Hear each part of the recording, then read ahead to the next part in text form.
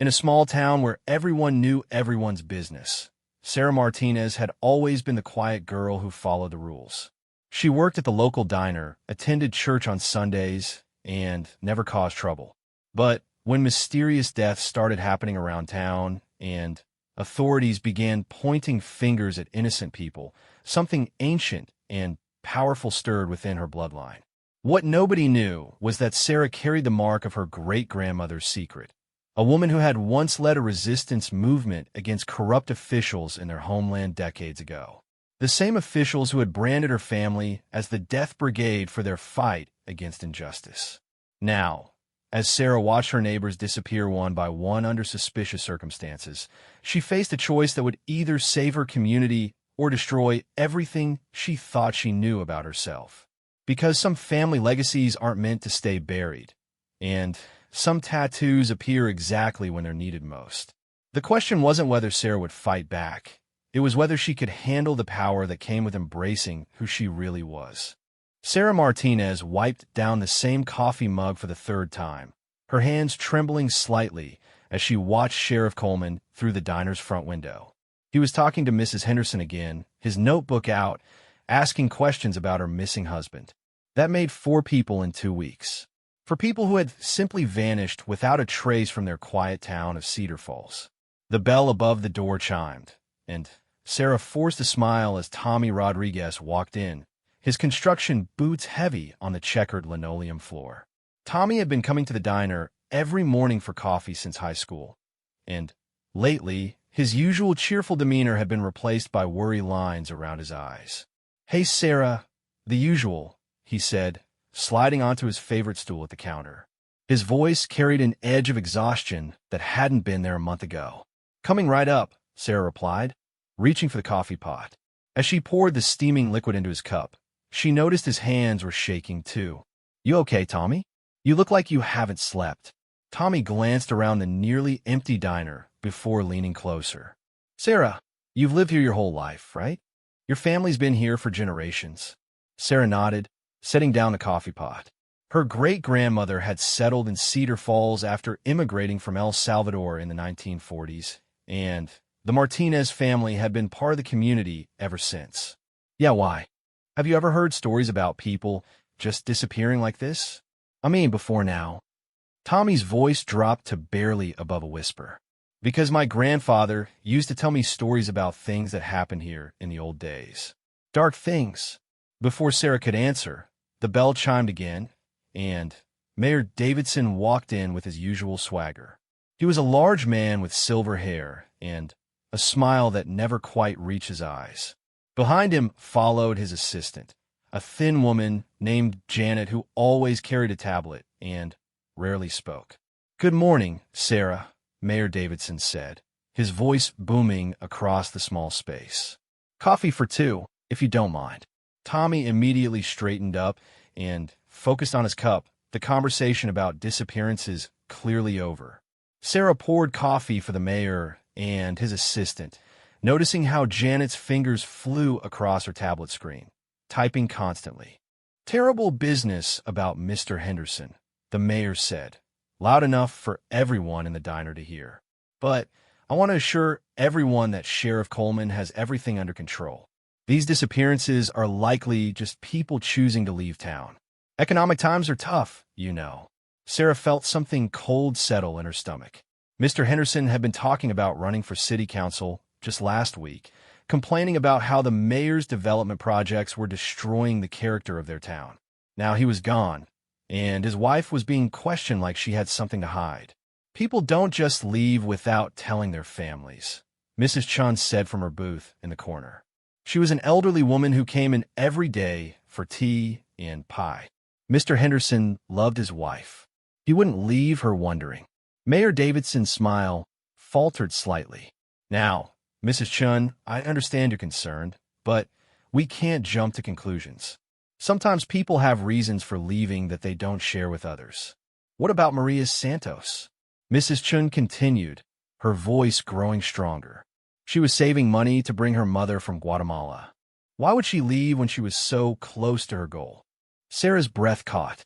Maria had been her friend since childhood, and She had talked about her mother constantly. There was no way Maria would leave without accomplishing her dream of reuniting with her family. The mayor's expression hardened.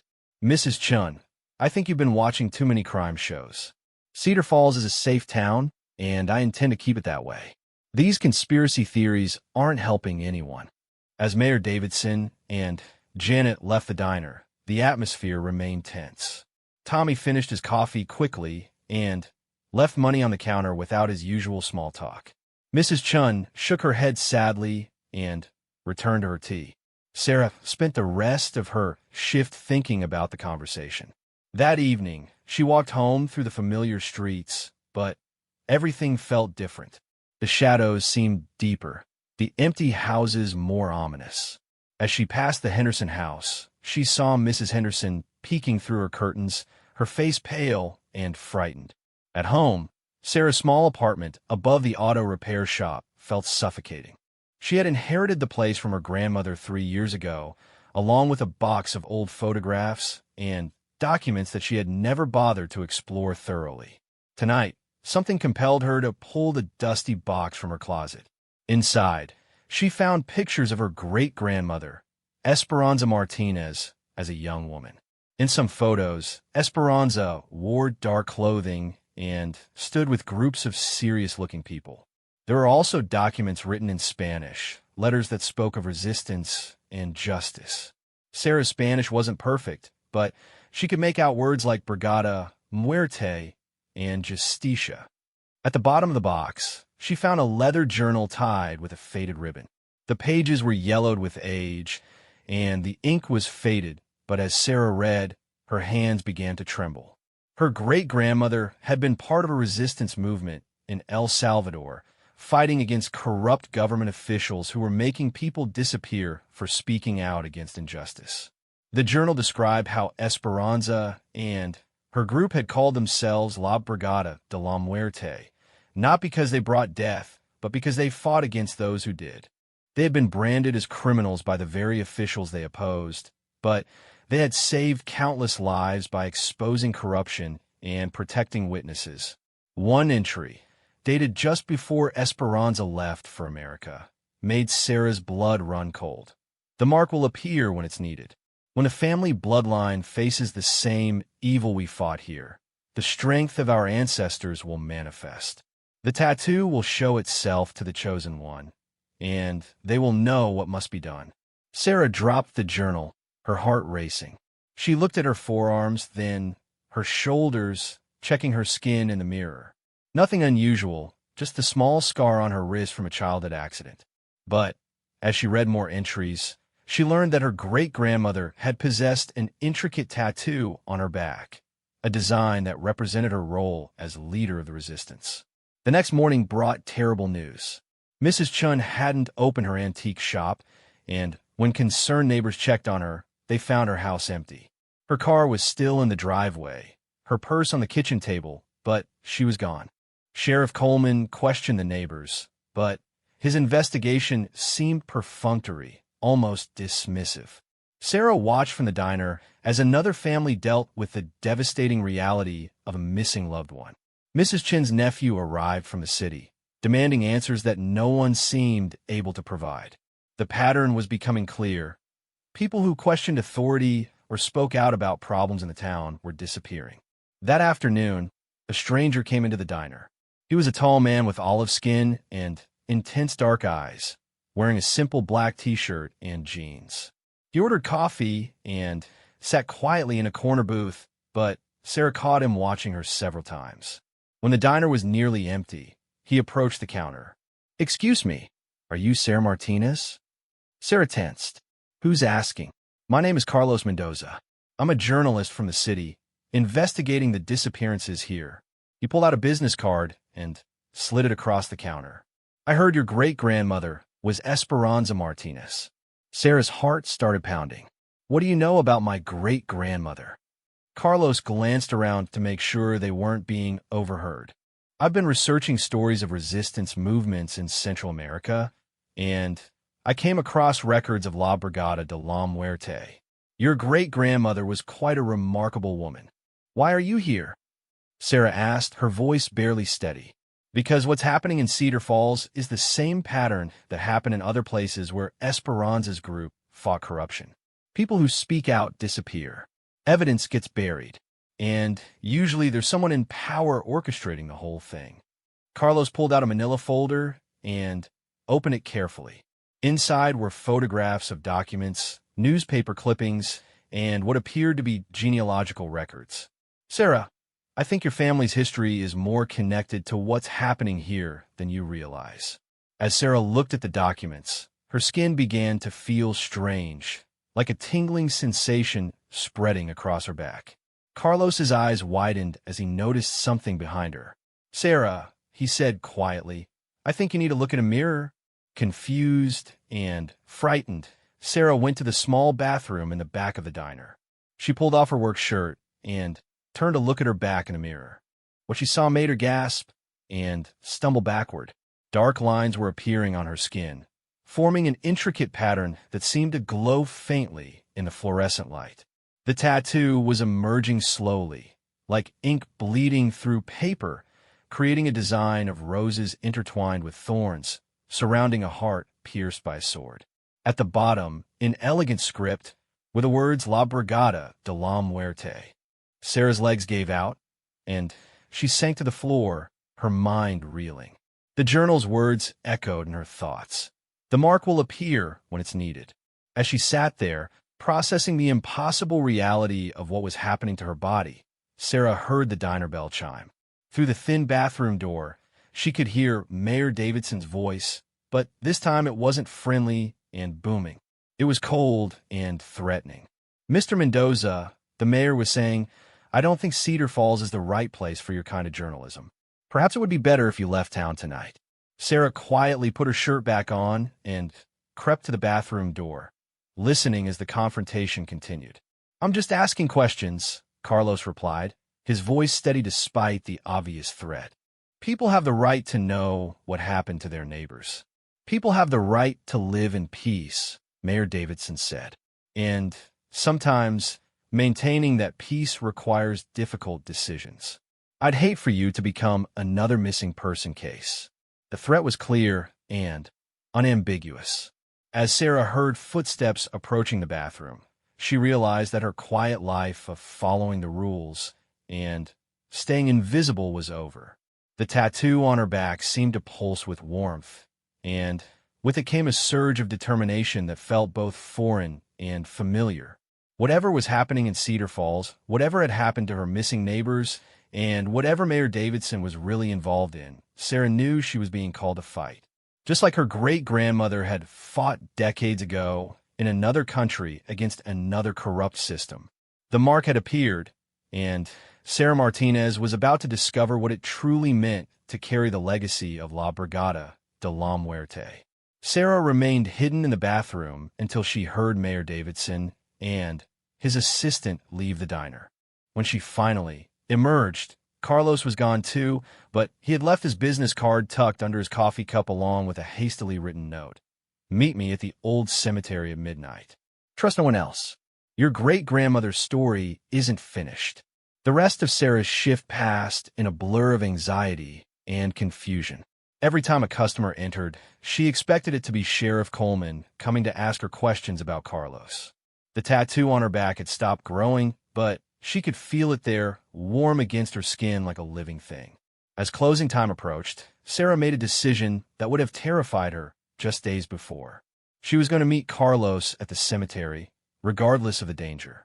Something inside her, something connected to the mysterious mark on her back, was pushing her forward with a determination she had never felt before. After locking up the diner, Sarah drove home through the darkened streets of Cedar Falls. The town that had always felt safe and familiar now seemed full of hidden threats. She noticed how many houses had no lights on, how empty the streets were for 9 o'clock on a weeknight. Fear was keeping people indoors. At her apartment, Sarah pulled out her great-grandmother's journal again and read more carefully. Esperanza had written about dreams that guided her actions, about feeling the spirits of ancestors flowing through her when she needed strength. She had also written about allies, People who appeared when the fight against corruption became too dangerous to handle alone. Sarah changed into dark clothes and put the journal in her backpack along with some of the old photographs. As she prepared to leave for the cemetery, her phone rang. The caller ID showed an unknown number. "Sarah," a woman's voice whispered urgently. "This is Elena Santos, Maria's cousin from the next town over. I heard about the journalist who came to ask questions today." Sarah's heart raced. "Elena? How did you get my number?" "Listen to me carefully," Elena continued, ignoring the question. "Maria didn't disappear. She was taken.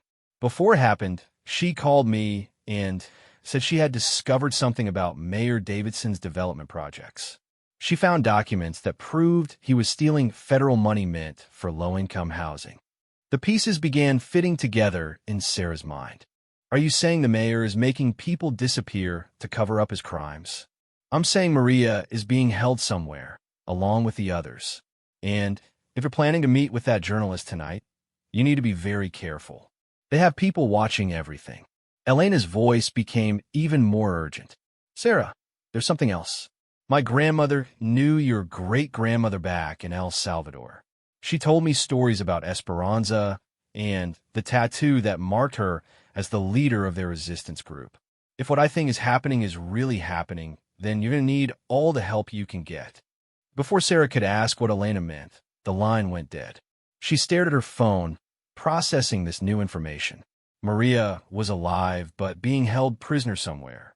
The mayor was involved in corruption and was willing to kidnap people to keep his secrets safe. And apparently, other people knew about her family's history with resistance movements. The cemetery was located on the outskirts of town, surrounded by old oak trees that created deep shadows even on bright days. At midnight, the place was pitch black except for occasional moonlight filtering through the branches. Sarah parked her car on a side road and walked through the wrought iron gates, following a gravel path toward the older section where her great-grandmother was buried. Carlos was already there, sitting on a stone bench near Esperanza's headstone. He looked up as Sarah approached, relief evident on his face. "I wasn't sure you'd come," he said quietly. "After the mayor's visit to the diner, I thought you might decide this was too dangerous." "A friend of mine is missing," Sarah replied, sitting down beside him. "And apparently she's not the only one. Tell me what you really know about what's happening here." Carlos opened his laptop and showed Sarah a series of documents and photographs he had collected. "I've been investigating corruption in small towns across 3 states. The pattern is always the same. A local official starts stealing federal funds, usually from programs designed to help poor communities. When people get suspicious or start asking questions, they disappear." He pointed to a map on his screen showing locations marked with red dots. Cedar Falls is just the latest. In each case, the disappearances stop when either the corruption gets exposed publicly or when someone emerges to fight back effectively. "Fight back how?" Sarah asked, though part of her already knew the answer. "In 2 cases, descendants of resistance fighters from Central America got involved. People whose families had experience dealing with corrupt officials and organized resistance movements." Carlos looked directly at Sarah. "People like your great-grandmother." Sarah pulled out Esperanza's journal and showed Carlos some of the entries she had translated. "According to this, my great-grandmother believed that family bloodlines carried some kind of spiritual legacy, that when similar situations arose, the strength and knowledge of ancestors would manifest in their descendants." Carlos nodded. "In the other towns I investigated, when the descendants got involved, they didn't work alone. They found allies, usually other people whose families had been affected by the corruption. They organized, gathered evidence, and exposed the truth in ways that couldn't be covered up or ignored." As they talked, Sarah became aware of a strange sensation. The tattoo on her back was growing warmer, and she was beginning to hear something that wasn't quite sound, like voices speaking just below the threshold of her hearing. When she looked around the cemetery, she could swear she saw movement among the headstones, shadowy figures that weren't quite there. "Carlos," she said slowly, "I think something is happening to me. Something connected to my family's history. She told him about the tattoo that had appeared on her back, about the voices she was starting to hear, and about the growing sense that she was being guided by forces she didn't understand. Carlos listened without skepticism, taking notes and occasionally asking for clarification. "Sarah," he said when she finished, "I think your great-grandmother's journal is describing something real. In the other towns, the descendants I interviewed all reported similar experiences, physical marks appearing, dreams that provided guidance, and an almost supernatural ability to uncover hidden information. You think I'm developing supernatural powers?" Sarah asked, half joking, but also half hoping for confirmation. "I think you're accessing genetic memories and inherited instincts that are perfectly adapted for fighting corruption and organized evil," Carlos replied seriously. "Whether that's supernatural or just advanced evolutionary psychology, I don't know. But I've seen it work." Their conversation was interrupted by the sound of vehicles approaching the cemetery. Car doors slammed, and flashlight beams began sweeping through the darkness between the headstones. Sarah and Carlos crouched behind a large monument, watching as four men in dark clothing spread out to search the area. "They found us," Carlos whispered. "We need to get out of here." But as Sarah watched the men searching for them, something unexpected happened. The voices she had been hearing became clearer, and she suddenly understood that they weren't random whispers, they were tactical guidance. One voice, which sounded distinctly like an older woman, was describing the layout of the cemetery and the best escape routes. Another voice was providing information about the men hunting them, their positions, their weapons, their likely movement patterns. "This way," Sarah whispered to Carlos, leading him away from the path they had used to enter the cemetery. Instead of heading toward the main gate, she guided him deeper into the older section, following routes that somehow seemed familiar even though she had never explored this area before. They moved silently between the weathered headstones, staying in the deepest shadows and avoiding the searchers with an almost supernatural awareness of their positions.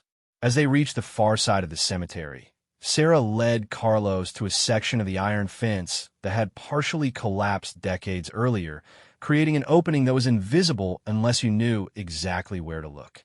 Once they were safely away from the cemetery and back to their cars, Carlos stared at Sarah with amazement.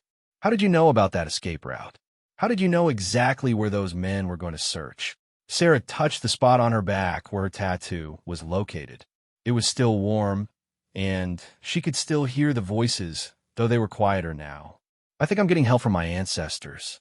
It sounds crazy, but I can hear my great-grandmother guiding me."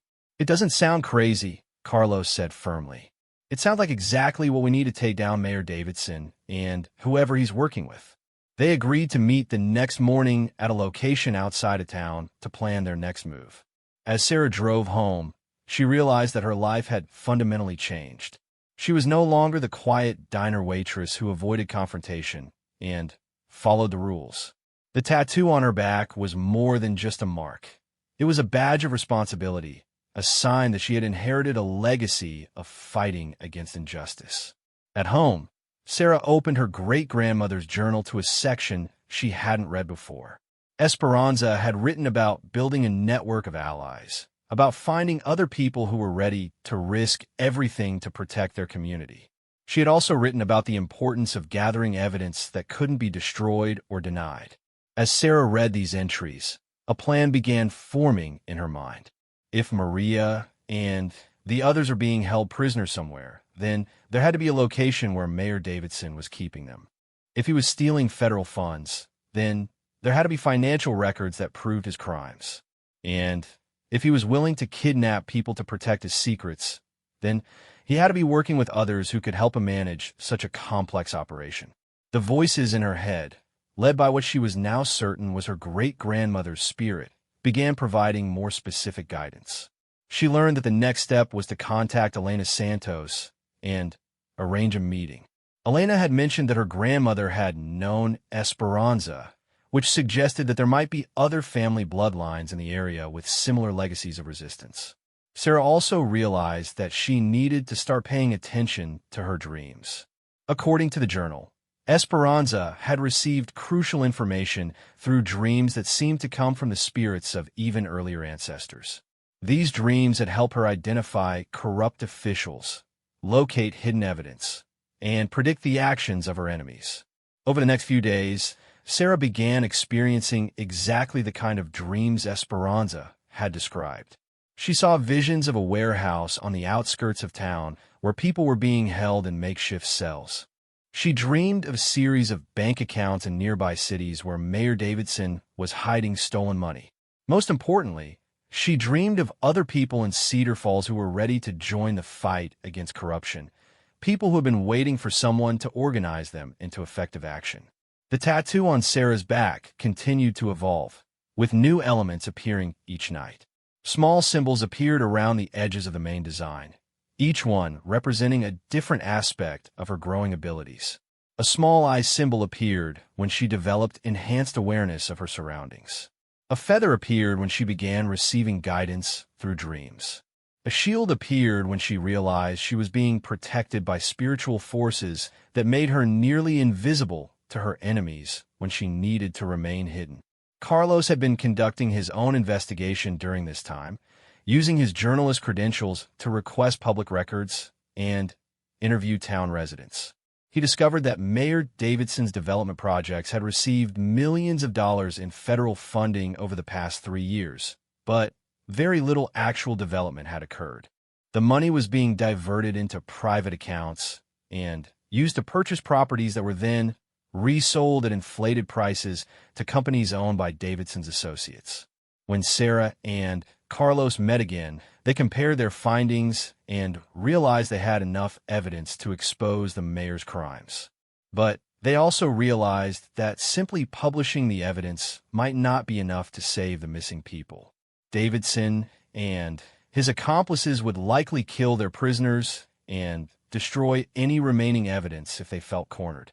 "We need to rescue the people first," Sarah said, touching the warm spot where her tattoo continued to grow. "Then we expose everything at once in a way that makes it impossible for them to cover up or retaliate." "That's going to require more than just the two of us," Carlos replied. "We need a team of people who can handle different aspects of the operation simultaneously." Sarah smiled, feeling the confidence that came from her inherited legacy of resistance. "Don't worry about that. I know exactly who we need to contact, and I know they're going to be ready to help." The voices of her ancestors were growing stronger, and Sarah Martinez was about to discover just how powerful a network of resistance fighters could be when they worked together to fight corruption and save innocent lives. Sarah's dreams that night were more vivid than any she had experienced before. She found herself standing in what appeared to be a meeting hall from decades past, where her great-grandmother Esperanza was addressing a group of determined-looking people.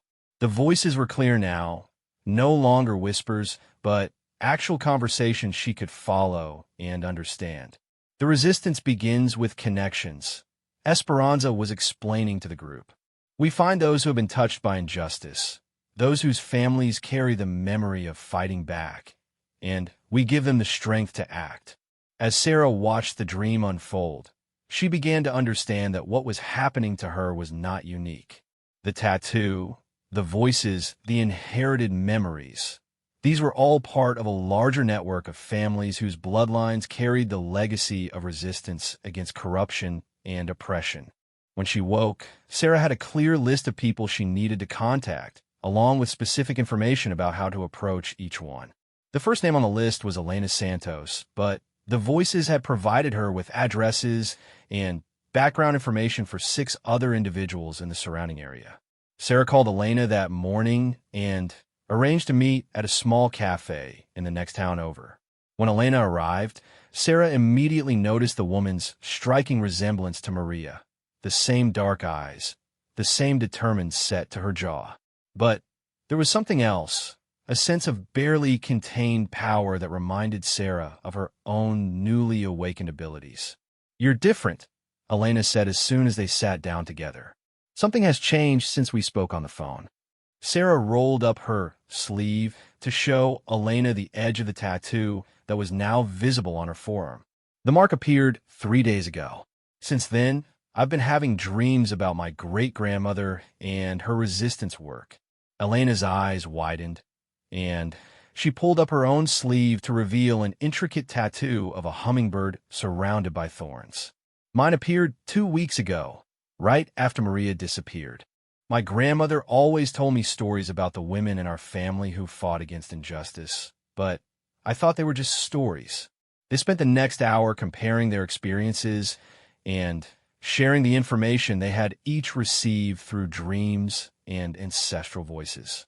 Elena had been having visions of the warehouse where the missing people were being held, and she had identified 2 other locations where Mayor Davidson and his associates conducted their illegal business. "Sarah, there are others," Elena said, pulling out a handwritten list. "I've been guided to contact 7 people in this area, all from families with histories of resistance. Some are from El Salvador like us, but others are from Guatemala, Mexico, and even a few whose families fought against corruption in other parts of the United States." Together, they began making contact with the people on their lists. The first person they approached was Miguel Castillo, whose grandfather had been part of a resistance movement in Guatemala during the 1980s. Miguel was a mechanic who lived alone and kept to himself, but when Sarah and Elena showed him their tattoos and explained what was happening, his entire demeanor changed. "I've been waiting for this my whole life," he said quietly.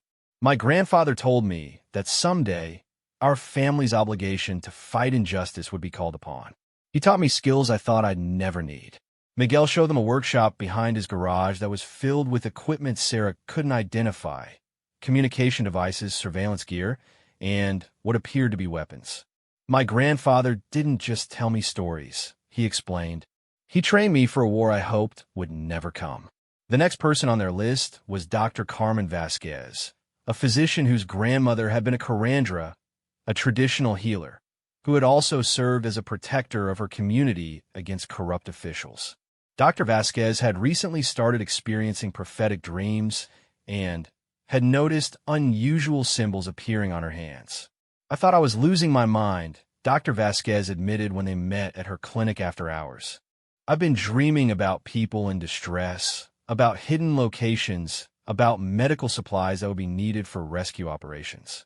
Now I understand that I was being prepared." As their network grew, Sarah began to understand the scope of what they were dealing with. Mayor Davidson wasn't working alone. He was part of a larger organization that operated in multiple towns across the region. The missing people weren't just being held to prevent them from exposing corruption. They were being used as forced labor in illegal operations that generated even more money for the criminal network. Carlos had been investigating the financial aspects of the conspiracy and had discovered connections between Davidson and officials in at least 4 other towns. "This isn't just a local problem," he reported during their first full group meeting. "We're dealing with an organized crime operation that's been expanding across rural communities for years." The group had grown to include 8 people, each bringing specific skills and knowledge that seemed perfectly suited to their mission. In addition to Sarah, Elena, Miguel, and Dr. Vasquez, they had recruited Sofia Guerrera, whose family had experience with underground railroad operations; James Blackfeather, whose Native American ancestors had fought against government corruption on reservations; Ana Rodriguez, whose mother had been a union organizer who specialized in exposing workplace corruption; and David Chun, whose Chinese-American family had experience fighting organized crime in urban communities. Each member of the group was experiencing the same phenomenon: ancestral tattoos appearing on their bodies, voices providing guidance, and dreams that revealed crucial information about their mission. Sarah realized that they weren't just a random collection of people. They were the modern manifestation of a resistance network that had been dormant for decades, waiting for the right combination of threats and opportunities to activate. Their planning sessions were unlike anything Sarah could have imagined. The inherited knowledge each person brought seemed to complement the others perfectly. Miguel provided tactical expertise and equipment.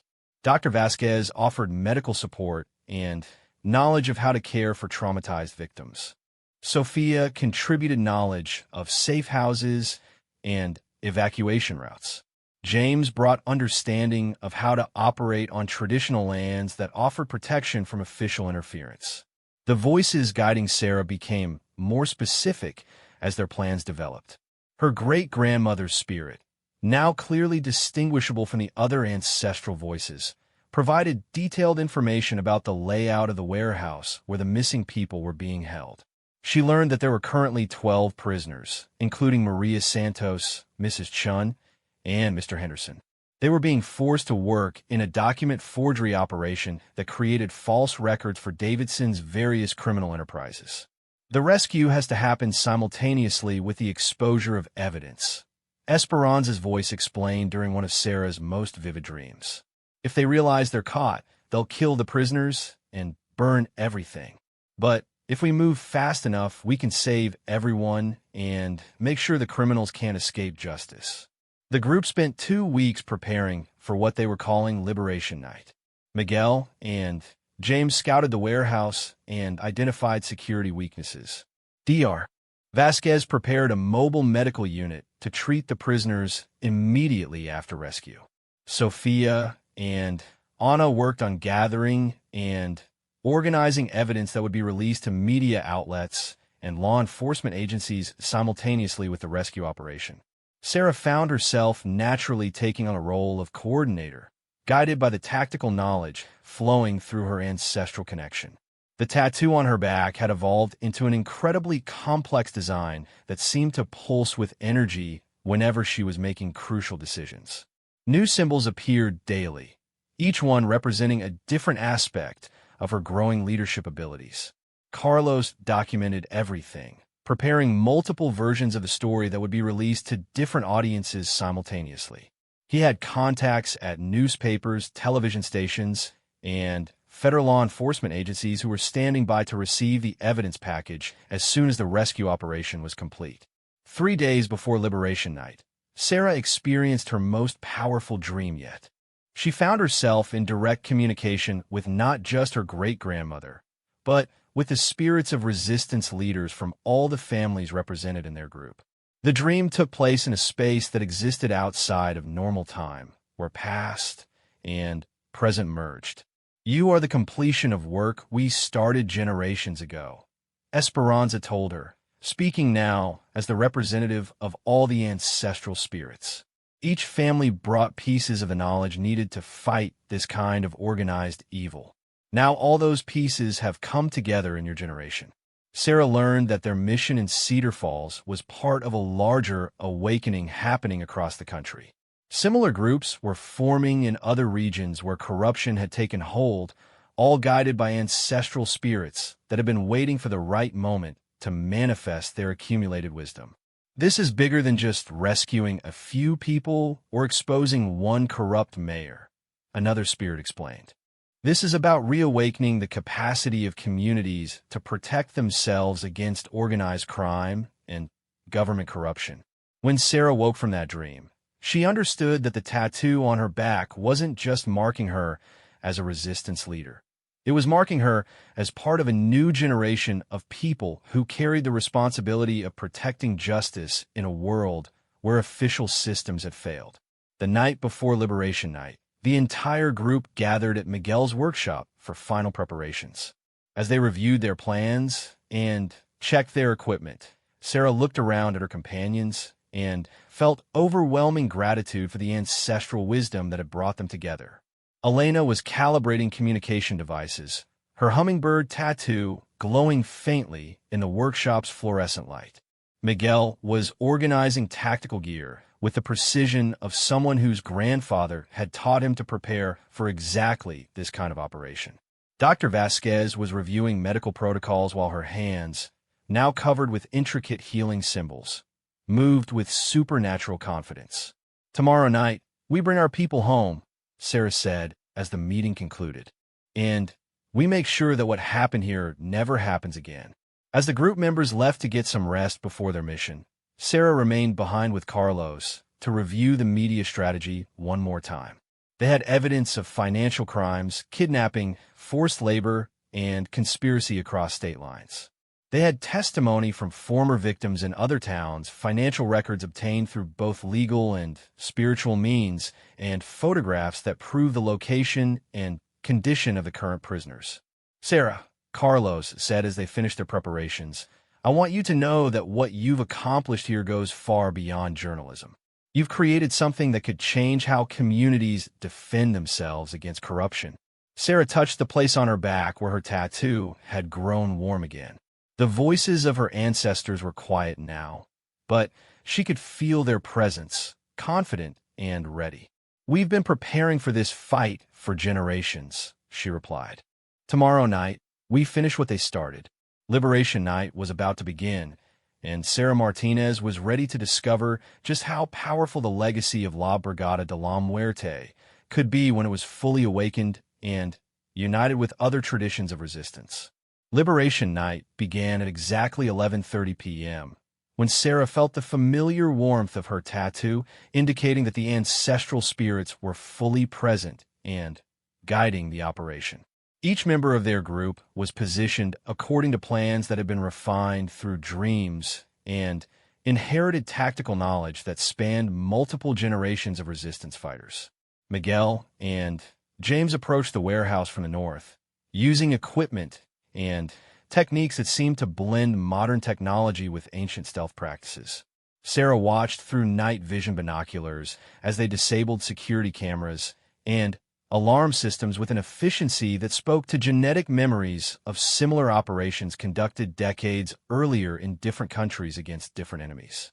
Elena and Sophia were positioned at the south entrance, ready to lead the rescued prisoners to safety through escape routes that had been mapped in dreams and verified through careful reconnaissance.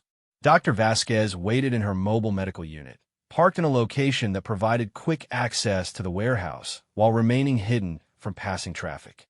Sarah herself was stationed at the main entrance with Anna and David, preparing to coordinate the simultaneous rescue and evidence collection that would make this operation more than just a simple prisoner liberation. Carlos was positioned at a safe distance with communication equipment that would allow him to release their evidence package to media and law enforcement contacts the moment they received confirmation that all prisoners were safe. As they moved into position, Sarah experienced the strongest connection yet to her ancestral guides. Her great-grandmother's voice was clear and calm, providing tactical updates and emotional support. But she was also aware of the other ancestral spirits supporting her teammates, warriors, healers, organizers, and protectors whose accumulated wisdom was flowing through their descendants. Phase 1 complete. Miguel's voice whispered through their secure communication system. Perimeter security disabled. No sign of guards in the outer area. Sarah felt a surge of confidence that came from sources beyond her own experience. The tattoo on her back was warm and seemed to pulse in rhythm with her heartbeat. Phase 2, initiate infiltration, she responded, using tactical language that felt both foreign and completely natural. As they entered the warehouse through the main door that Miguel had quietly unlocked, Sarah was struck by how familiar the layout felt. The dreams had been perfectly accurate. Rows of makeshift cells along the west wall, an office area in the northeast corner where records were kept, and a central workspace where prisoners were forced to forge documents for Davidson's criminal network. The prisoners were awake and alert, as if they had somehow known that rescue was coming. Maria Santos was the first to see Sarah, and her eyes widened with recognition and hope. Mrs. Chun and Mr. Henderson were in the next cells, along with 9 other people Sarah didn't recognize, but who appeared to be from other towns where similar operations had been conducted. "We're here to get you out," Sarah whispered to Maria as Elena began unlocking the cell doors with keys that James had somehow obtained from the absent guards. "Can everyone walk?" Maria nodded, but pointed to an elderly man in the corner cell who appeared to be injured. "Mr. Flores has been beaten. He tried to refuse to work on their document forgery." Dr. Vasquez was already on her way into the warehouse, guided by medical instincts that seemed supernaturally precise. As she examined Mr. Flores, the healing symbols on her hands glowed faintly, and Sarah watched the injured man's breathing become easier almost immediately. "He'll be fine, but he needs immediate medical attention," Dr. Vasquez reported. "I can stabilize him here, but we need to get him to a proper hospital within the hour." While Elena and Sophia led the prisoners out through the south entrance toward the prepared safe houses, Sarah and Anna worked quickly to photograph and collect evidence from the office area. The financial records they found confirmed everything Carlos had discovered, and more.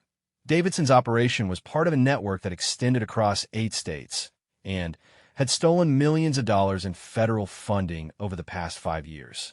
But the most shocking discovery was a series of communication records showing that Davidson was receiving orders from officials at the state level, including someone in the governor's office, and at least 2 federal officials who were supposed to be overseeing the programs from which money was being stolen. "Sarah, we need to move," David's voice came through their communication system. "Vehicle approaching from the east. Looks like 3 people, probably armed." Sarah felt her ancestral guides providing immediate tactical guidance. Instead of panicking, she found herself calmly organizing a response that would neutralize the threat while protecting their mission. "Miguel, James, can you intercept without compromising the rescue?" "Already in position," Miguel responded. "These aren't professional security guards. They're not expecting resistance." What happened next would have been impossible for Sarah to coordinate without the inherited tactical knowledge flowing through her tattoo. Miguel and James used non-lethal techniques to subdue the 3 men who arrived at the warehouse, while Anna and David completed the evidence collection. Dr. Vasquez finished stabilizing Mr. Flores, and Elena confirmed that all prisoners had been safely evacuated to secure locations. The entire operation took less than 45 minutes, but as they prepared to leave the warehouse, Sarah realized that their mission wasn't finished. The evidence they had collected would expose Davidson and his immediate associates, but the network extended far beyond Cedar Falls. The ancestral spirits were guiding her toward a larger confrontation. "Carlos," she radioed, "delay the media release. We're going to Mayor Davidson's house." "Sarah, that wasn't part of the plan," Carlos responded with concern in his voice. "You've accomplished what you set out to do. The prisoners are safe. We have evidence. It's time to let law enforcement handle the rest." But Sarah was no longer making decisions based solely on her own judgment. The voices of generations of resistance fighters were unanimous. This was the moment to strike decisively against the entire network, not just its local representatives. "Elena, meet us at Davidson's house with a mobile unit," Sarah instructed. "Miguel, James, we're going to need tactical support. This ends tonight." As their group converged on Mayor Davidson's large house on the outskirts of town, Sarah experienced what she later described as a complete merger with her ancestral guides.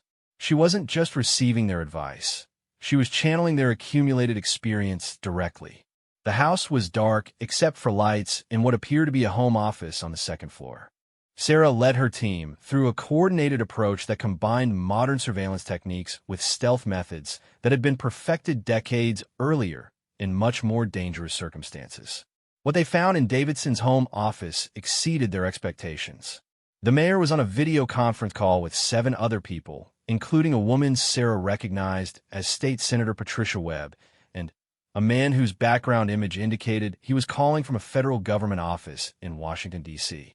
They were discussing damage control strategies for the Cedar Falls operation and planning to expand their network into 3 new regions over the next 6 months. Most disturbing, they were casually discussing the elimination of potential witnesses, including several people whose names Sarah recognized as prominent community leaders in neighboring towns. Sarah made a decision that would define the rest of her life. Instead of simply collecting evidence of this meeting, she walked directly into Davidson's office with her team behind her. "Good evening," she said calmly, as the people on the video call stared in shock at the group of armed individuals who had just entered the room.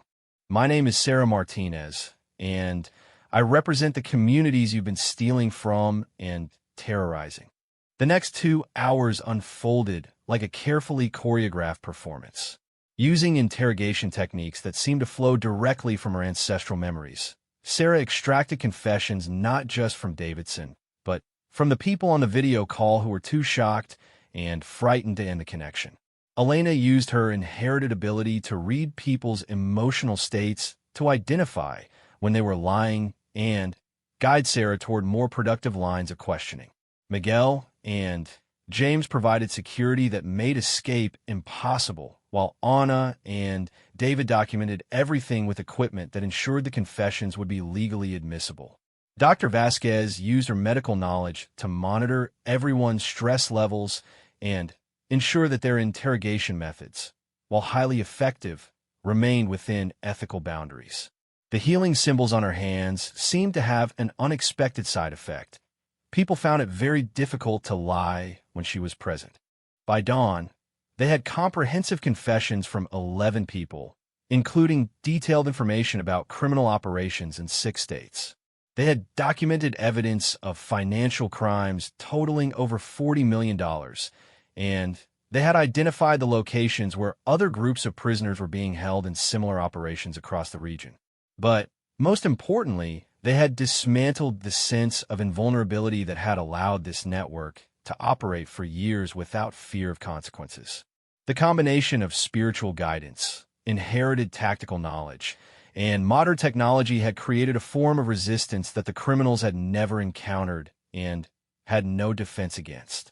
Carlos released the complete evidence package at 6 a.m., simultaneously sending it to major news outlets, federal law enforcement agencies, and civil rights organizations.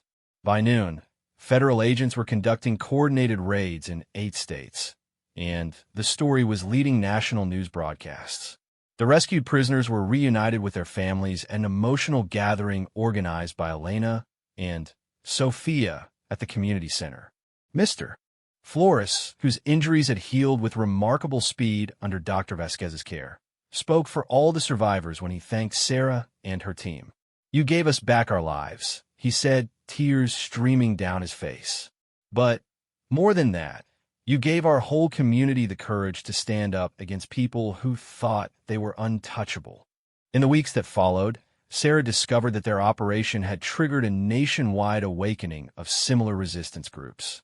Families with ancestral memories of fighting corruption were experiencing the same phenomenon.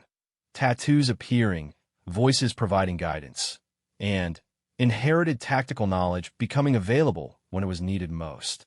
The network that had operated in Cedar Falls was completely destroyed, with dozens of officials arrested and millions of dollars in stolen funds recovered.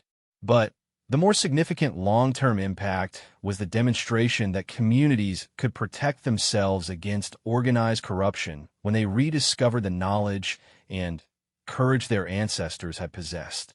Sarah continued working at the diner, but her role in the community had fundamentally changed. People came to her for advice about organizing against injustice, and she found herself coordinating a growing network of resistance groups across the region. The tattoo on her back had completed its evolution, becoming a complex design that told the story of her family's legacy while also serving as a living connection to the ancestral spirits who continued to guide her work. New symbols appeared when new challenges arose, and she learned to read the tattoo like a tactical manual that updated itself based on changing circumstances. Elena Santos became the coordinator for rescue operations, using her inherited ability to locate and communicate with people in distress. Miguel and James established a training program to teach tactical skills to other resistance groups. Dr. Vasquez founded a medical network that provided care for people who had been traumatized by corruption and organized crime. Carlos continued his investigative journalism, but now worked as part of a coordinated media strategy that ensured corruption cases received the sustained attention needed to bring criminals to justice. 6 months after Liberation Night, Sarah received a letter from a woman in Oregon whose great-grandmother had fought against corrupt mining companies in the early 1900s. The woman's ancestral tattoo had appeared, and she was experiencing dreams that guided her toward organizing resistance against a modern version of the same type of corporate corruption. Similar letters arrived from Texas, Montana, New York, and Florida, The movement was spreading, guided by ancestral spirits who had been waiting generations for the right moment to reawaken the traditions of community self-defense that had been suppressed by decades of increasing isolation and dependence on corrupted official systems. Sarah Martinez had thought her life would be defined by serving coffee and following the rules that kept her safe and invisible. Instead, she discovered that she had inherited a legacy of fighting for justice that connected her to generations of women who had refused to let corruption and oppression destroy their communities. The Death Brigade tattoo had appeared when it was needed most, and it had marked Sarah as the inheritor of a tradition that was far from finished. As she looked toward the future, she knew that her great-grandmother's work was finally being completed, one liberated community at a time. 2 years after Liberation Night, Sarah Martinez stood on the stage of a packed auditorium in Chicago, addressing the first national conference of hereditary resistance networks. The audience included descendants of freedom fighters from every continent, each bearing the distinctive tattoos that mark them as carriers of ancestral wisdom for protecting communities against corruption and organized crime. The movement that had begun with Sarah's awakening in Cedar Falls had spread far beyond anything she could have imagined. Across the United States and in over 30 countries worldwide, people were rediscovering family legacies of resistance and finding that the accumulated wisdom of their ancestors was perfectly suited to combating modern forms of organized evil. Sarah's own tattoo had evolved into something that resembled a living map of the global resistance network. New symbols appeared whenever new groups were formed or new types of corruption were discovered. The design now covered most of her back and extended onto her arms, each element representing a different aspect of the coordinated fight for justice that had become her life's work. 3 years ago, I was a waitress who thought my family history was just old stories. Sarah began her keynote address. Today, I coordinate resistance operations in 47 states and maintain communication with similar networks on 6 continents. This transformation didn't happen because I'm special. It happened because I learned to listen to the voices of ancestors who never stopped fighting for justice. In the audience, Sarah could see familiar faces and new ones. Elena Santos now coordinated medical rescue operations across the Southwest. Her hummingbird tattoo, having grown to include symbols representing the hundreds of people she had helped save from various forms of human trafficking and forced labor. Miguel Castillo had become a master trainer, teaching tactical skills to resistance groups while also developing new technologies that combined inherited knowledge with modern capabilities. Dr. Carmen Vasquez had established healing centers in 12 cities, where her enhanced medical abilities, now clearly understood to be a form of inherited spiritual knowledge, provided treatment for people traumatized by corruption and organized crime. Her hands were completely covered with healing symbols that seemed to glow when she worked with patients who had suffered the worst forms of abuse. But the movement had grown far beyond the original Cedar Falls team. Sarah's presentation included updates on operations that had dismantled corruption networks in places as diverse as rural Alabama, urban Detroit, and the border regions of Texas and Arizona. Each operation was led by people whose ancestral tattoos had awakened them to family legacies of resistance that had been dormant for decades. The most important thing we've learned, Sarah continued, is that this phenomenon isn't limited to any single ethnic group or historical experience. We have descendants of Irish immigrants who fought political corruption in Boston, Chinese Americans whose families resisted organized crime in San Francisco, African Americans whose ancestors developed underground railroad techniques that work perfectly against modern human trafficking, and Native Americans whose traditional knowledge of community protection has proven invaluable in rural areas. The conference had been organized to address a troubling development. As the resistance networks became more effective at dismantling criminal operations, the criminals were adapting by forming larger, more sophisticated organizations that operated across international boundaries.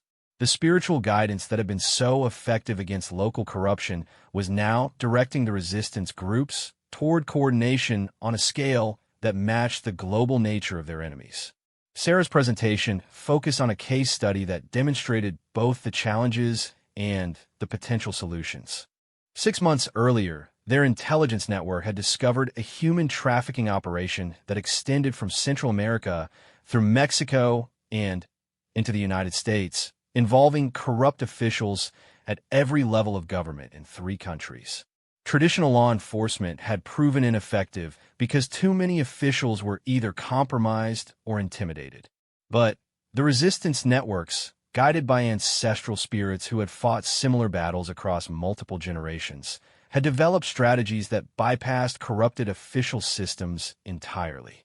The operation we called Libertad Internacional involved coordination between 17 different resistance groups, Sarah explained, using a presentation that showed the complex logistics involved. Each group contributed specialized knowledge inherited from their particular ancestral traditions. The result was the liberation of over 300 people and the arrest of 47 officials in 3 countries. What made Libertad Internacional unprecedented was the way spiritual guidance had evolved to facilitate coordination across different cultural traditions and languages. Sarah's tattoo had developed new symbols that allowed her to communicate directly with resistance leaders whose ancestral spirits came from completely different historical experiences. Elena Santos had played a crucial role in this evolution, discovering that her ability to locate people in distress could be extended across international boundaries when she worked in coordination with other network members. During the operation, she had provided real-time information about the locations and conditions of trafficking victims in safe houses scattered across a 1,000-mile corridor. The medical aspects of the operation had required Dr. Vasquez to train healing practitioners from multiple cultural traditions, sharing techniques that seemed to translate perfectly across different forms of inherited spiritual knowledge. Mayan healers from Guatemala, curanders from Mexico, and spiritual healers from various African traditions had all found that their ancestral knowledge worked synergistically when applied to rescue and recovery operations. But perhaps the most significant development had been the emergence of what the conference participants were calling tactical synthesis. Miguel Castillo had discovered that resistance techniques developed by his grandfather's generation in Guatemala could be combined with methods inherited by other network members whose families had fought different types of oppression in different historical periods. "We're not just recovering old knowledge," Miguel explained during his presentation to the conference. "We're creating new forms of resistance by combining the best elements from dozens of different traditions of fighting injustice." This synthesis had proven devastatingly effective against criminal organizations that had adapted to conventional law enforcement methods. Criminals who knew how to corrupt police departments and intimidate witnesses had no defense against coordinated spiritual guidance that allowed resistance groups to anticipate their actions and counter their strategies. Carlos Mendoza, now editor of an international news network dedicated to exposing organized crime, presented evidence that their resistance operations had reduced human trafficking in their operational areas by over 60% in just 2 years. More importantly, the success of community-based resistance was inspiring people in areas not yet served by active networks to begin exploring their own family histories for evidence of resistance traditions. The criminals' greatest advantage has always been that they could corrupt or intimidate official systems, Carlos explained. But they have no way to corrupt ancestral spirits or intimidate inherited wisdom. That's why this movement represents a fundamental shift in the balance of power between organized crime and community protection. The conference's most emotional moment came when Maria Santos, who had been one of the first people rescued during Liberation Night, addressed the gathering about her work establishing support networks for trafficking survivors. Her presentation focused on how inherited healing knowledge was being used to help people recover from trauma, while also training them to assist with rescue operations. "When I was rescued from that warehouse in Cedar Falls, I thought my life was over," Maria said, her voice strong despite the tears in her eyes. "I've been broken by what they did to me, and I didn't think I could ever feel safe again.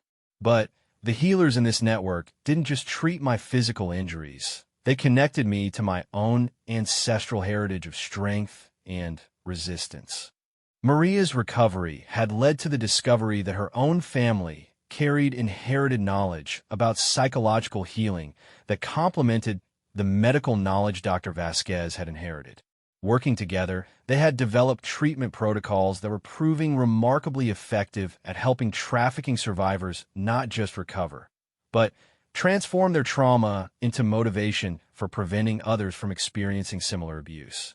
The conference also addressed the practical challenges of coordinating a growing global network while maintaining the security and spiritual authenticity that made their operations effective. Sarah's presentation included detailed protocols for verifying that new network members were genuinely guided by ancestral spirits rather than being infiltrators sent by criminal organizations. The tattoos can't be faked, Sarah explained, showing photographs of authentic hereditary markings compared to artificial attempts at replication. The inherited knowledge includes specific information that can only come from genuine ancestral guidance. And most importantly, the spiritual connection creates behavioral patterns that are impossible to simulate convincingly. These verification protocols had become crucial as the movement attracted attention from both criminals seeking to infiltrate the networks and government agencies seeking to understand and potentially co-opt their methods. Sarah's group had developed techniques for identifying authentic network members that relied on spiritual verification methods that couldn't be reverse engineered by outside observers. The conference concluded with the establishment of formal coordination structures for what was now being called the Global Network of Hereditary Resistance. Sarah was elected as the first international coordinator, with regional coordinators responsible for different geographic areas and different types of criminal activity. Elena Santos became the coordinator for rescue operations. Miguel Castillo was appointed as the director of tactical training, and Dr. Vasquez assumed responsibility for the network's healing and recovery programs.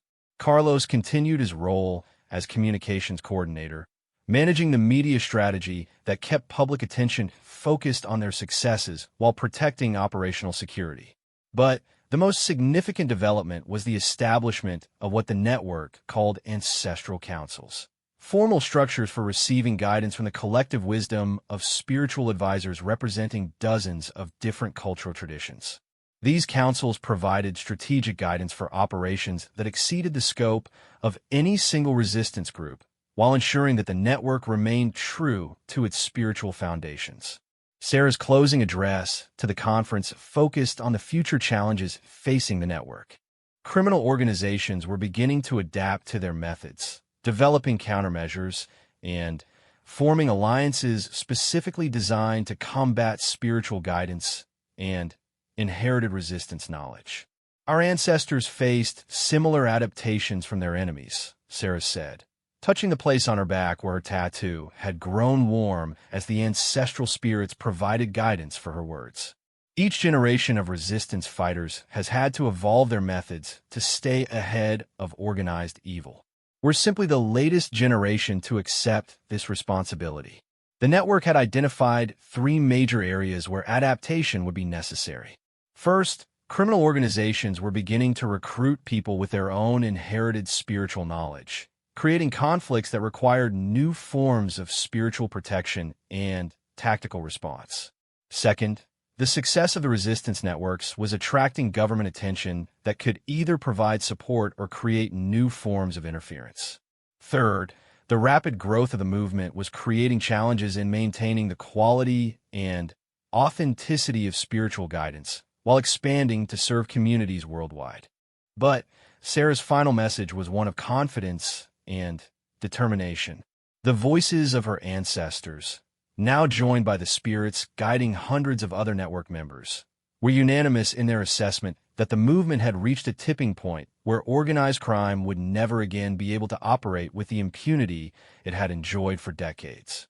We are not just fighting individual cases of corruption, Sarah concluded, her voice carrying the authority that came from speaking on behalf of generations of resistance fighters. We are rebuilding humanity's capacity to protect itself against organized evil. Every person we rescue, every criminal network we dismantle, every community we empower to defend itself. These victories are permanent changes in the balance between justice and corruption. As the conference ended and participants returned to their home regions, Sarah remained in Chicago for several days to meet with representatives from law enforcement agencies and human rights organizations who were seeking to understand and potentially support the network's activities. These meetings represented a new phase in the movement's development. Government officials who had initially been skeptical or hostile were beginning to recognize that the resistance networks were achieving results that traditional law enforcement methods had failed to accomplish. The challenge was developing forms of cooperation that supported the network's effectiveness while preserving the spiritual authenticity that made their methods possible. Sarah found herself serving as an ambassador between the world of inherited spiritual wisdom and the world of institutional power structures. The tattoo on her back had developed new symbols representing this diplomatic role, and the ancestral voices were providing guidance for navigating political complexities that her great-grandmother's generation had never encountered. But regardless of how these institutional relationships evolved, Sarah knew that the core mission remained unchanged. Communities around the world were rediscovering their capacity to protect themselves against corruption and organized crime, guided by ancestral wisdom that had been preserved through generations of resistance fighters who had never stopped believing that justice would eventually prevail. The Death Brigade tattoo that had first appeared on Sarah's back in a small-town diner had become the symbol of a global movement that was transforming the relationship between organized crime and community defense. As Sarah looked toward the future, she carried the confidence of her ancestors and the responsibility of ensuring that their legacy would continue to grow and adapt to meet whatever challenges lay ahead. The resistance networks her great-grandmother had dreamed of were finally becoming reality, one liberated community at a time, guided by spiritual wisdom that had proven more powerful than any form of corruption or organized evil could overcome.